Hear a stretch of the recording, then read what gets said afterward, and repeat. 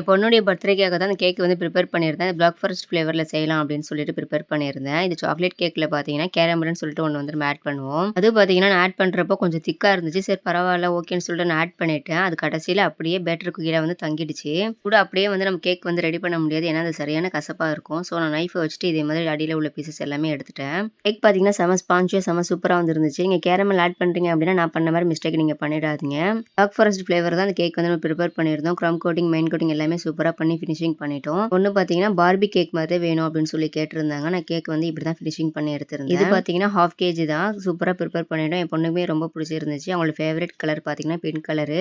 So அவங்க கேட்ட மாதிரி சூப்பரா ப்ரிப்பேர் பண்ணியிருந்தோம். லாஸ்ட்டா பர்த்டே டாப்பர், கேண்டிலு, பட்டர்ஃப்ளை எல்லாமே வச்சுட்டு ஃபாண்டட்ல தான் நேம் எழுதி வச்சிருந்தேன். டேஸ்ட் வைஸ் செம்ம சூப்பரா இருந்துச்சு. நம்மகிட்ட ஆல் கஸ்டமைஸ்டு கேக் வந்து அவைலபிள் இருக்கு. நீங்க நாகப்பட்டினம், காரைக்கால், நாகூர் சரௌண்டிங்லேருந்து பார்க்குறீங்க அப்படின்னா, மேல தெரிய நம்பருக்கு கான்டாக்ட் பண்ணி நீங்க வந்து நம்மகிட்ட கேக் வந்து ஆர்டர் பண்ணிக்கலாம். ஃப்ரெஷ் கிரீம் கேக்கும் இருக்கு நம்மகிட்ட. ப்ரௌனீஸ் எல்லாமே இருக்கு. அப்புறம் வேலண்டைன்ஸ் டேக்காக ஆஃபர் போடலான்னு இருக்கோம். என்ன ஆஃபர் போடலாம் அப்படிங்கிறத உங்க சஜஷன் எனக்கு வந்து சொல்லுங்க. ஓகே ஃப்ரெண்ட்ஸ், நாளைக்கு வீடியோல பார்க்கலாம். பாய். அஸ்ஸலாமு அலைக்கும்.